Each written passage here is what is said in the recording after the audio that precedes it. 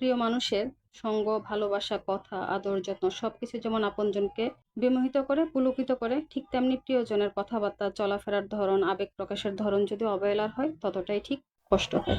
জগতে সবকিছু সহ্য করা গেলেও কিন্তু অবহেলা কখনোই সহ্য করা যায় না। আবার তাও যদি হয় প্রিয়জনের অবহেলা, তাহলে তো প্রশ্নই আসে না সহ্য করার। যে মুহূর্তটা আপনার প্রিয়জন আপনাকে অবহেলা করবে, পৃথিবীর সবকিছুই তখন নিষ্ঠুর লাগবে, সবকিছু কেমন এলোমেলো লাগবে। এটা মেনে নেওয়া খুবই কষ্টকর। যতক্ষণ না পর্যন্ত এর একটু সঠিক সমাধান করা হচ্ছে, এই যন্ত্রণা থেকে কোনোভাবেই বের হওয়া যায় না। এটা আসলে বলে বোঝানো যায় না, যে এ ধরনের পরিস্থিতিতে পড়ে হয়তো সেই বুঝতে পারবে। খুব ভালো করে খেয়াল করলে কিন্তু এই অবহেলার কারণটা আগে খুঁজে বের করা উচিত। আমার যেটা মনে হয়, এই ধরনের যদি সিচুয়েশন তৈরি হয়, সবার আগে খুঁজে বের করা উচিত অবহেলার কারণটা কি। একটু অবজারভেশন করলে আপনি নিশ্চয়ই কারণটা খুঁজে বের করতে পারবেন। আপনি দেখেন যে আপনাকে সে কেন অবহেলা করছে। ব্যক্তিগত কারণে অবহেলা করছে, তার পারিপার্শ্বিক কারণে অবহেলা করছে, তার হচ্ছে কর্মব্যস্ততার জন্য অবহেলা করছে, নাকি আপনাকে কষ্ট দেয়াই তার মূল লক্ষ্য, সেজন্য সে অবহেলা করছে।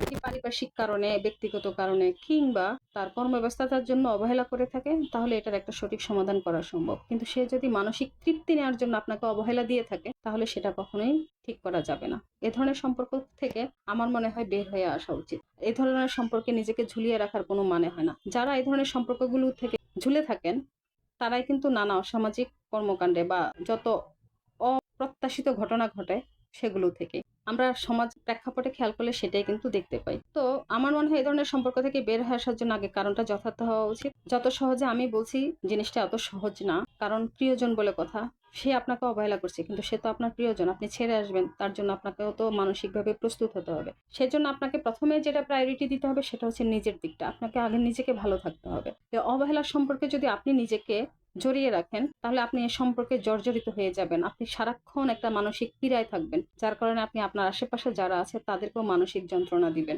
তাদেরকেও আপনি ভালো রাখতে পারবেন না, চাইলেও পারবেন না। এটা আসলে কোনোভাবেই সম্ভব না। আবার আপনি যখন মানসিক শান্তিতে থাকবেন, আপনি না চাইলেও আপনার আশেপাশের মানুষজন ভালো থাকবে। কেন জানেন? কারণ আপনি মানসিক শান্তিতে আছেন। আপনি আশেপাশের মানুষের সাথে খারাপ ব্যবহার করতে যাবেন না, খারাপভাবে কথা বলতে যাবেন না, যার কারণে তারাও ভালো থাকবে। তো এই ধরনের মানসিক যন্ত্রণা যারা দেয়, যারা এই ধরনের পীড়া দেয়, তাদের কাছ থেকে নিজেকে গুটিয়ে নেওয়াই ভালো। তাহলে অন্তত নিজে ভালো থাকতে পারবেন। সবার আগে নিজেকে কিন্তু প্রায়োরিটি দেওয়া উচিত। কারণ জীবন কিন্তু একটাই। জীবনটা কোনো হাসি তামাশার জায়গা না, যে সারা জীবন আপনি আপনাকে কষ্ট দিয়ে এভাবে ঝুলে থাকবেন।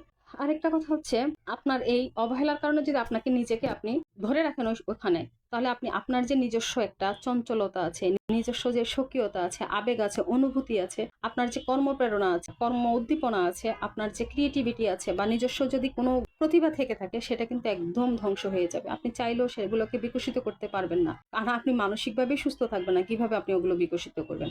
তাই নিজেকে ভালো রাখতে, নিজের কর্ম উদ্দীপনাকে ধরে রাখতে, চঞ্চলতাকে ধরে রাখতে এবং নিজের সবকিছুকে ঠিক রাখতে এ ধরনের সম্পর্ক থেকে বের হয়ে আসুন। আমাদের প্রয়াত কথা সাহিত্যিক হুমায়ুন স্যার একটা কথা বলেছিলেন। কথাটা ছিল, ভালোবাসার মানুষের সবকিছু সহ্য করা যায়, শুধুমাত্র অবহেলা সহ্য করা যায় না। এটা খুবই যন্ত্রণাদায়ক। এটা আপনাকে সারাক্ষণ পীড়া দিবে।